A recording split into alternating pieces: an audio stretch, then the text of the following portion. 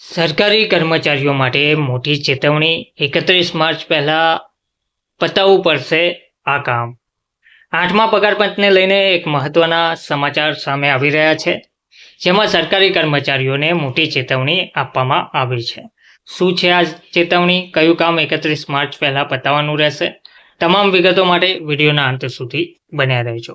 નમસ્કાર મિત્રો, સ્વાગત છે તમારું અમારી યુટ્યુબ ચેનલમાં. તો મિત્રો, જો તમે કેન્દ્ર સરકારના કર્મચારી છો, સરકારી કર્મચારી છો અથવા તો પેન્શન તમે મેળવી રહ્યા છો, તો આ સમાચાર તમારા માટે ખૂબ જ મહત્વના છે.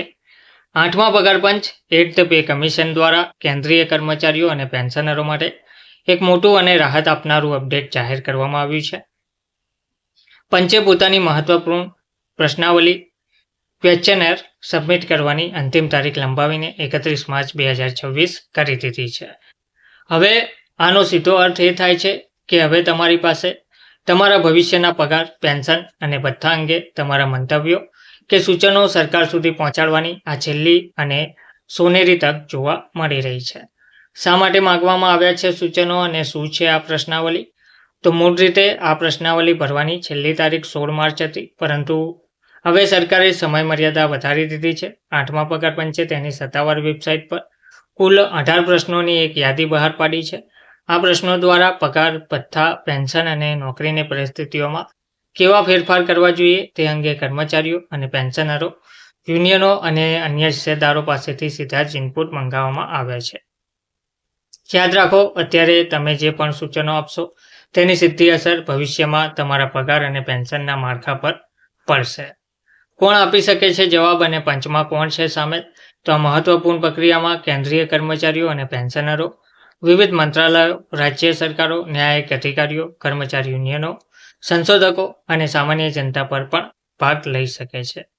આ પંચના માળખાની વાત કરીએ તો તેમાં અધ્યક્ષ તરીકે ન્યાયાધીશ રંજના પ્રકાશ દેસાઈ, પાર્ટ ટાઈમ સભ્ય તરીકે પ્રોફેસર પુલક ઘોષ અને સભ્ય સચિવ તરીકે પંકજ જૈનનો સમાવેશ થાય છે.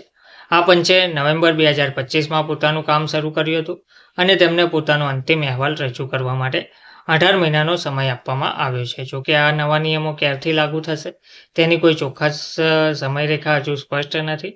પોર્ટલની ખામીઓ અને ફેડરેશનનો વિરોધની વાત કરીએ તો એક તરફ તારીખ લંબાવવામાં આવી છે, તો બીજી તરફ આ સમગ્ર પ્રક્રિયા અને વેબસાઇટને લઈને સવાલો પણ ઊભા થઈ રહ્યા છે.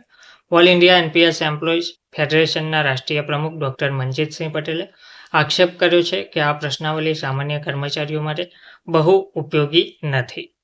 વેબસાઇટમાં જવાબ લખવા માટેની શબ્દ મર્યાદા વર્ડ લિમિટ ખૂબ ઓછી છે.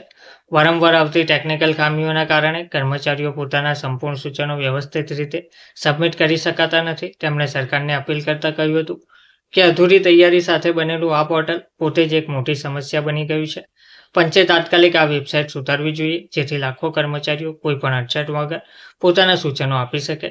8મું પગાર પંચ કેન્દ્ર સરકારના કર્મચારીઓ, સંરક્ષણ દળો, અખિલ ભારતીય સેવાઓ અને ન્યાયતંત્ર સહિતના અનેક વિભાગોના પગાર અને ભથ્થાની સમીક્ષા કરશે. તેથી જો તમે પણ આ કક્ષામાં આવતા હોય તો 31 માર્ચ પહેલાં તમારો અવાજ ચોક્કસ ઉઠાવો, કારણ કે આ જ સૂચનો તમારા ભવિષ્યનું પેન્શન અને પગાર નક્કી કરશે.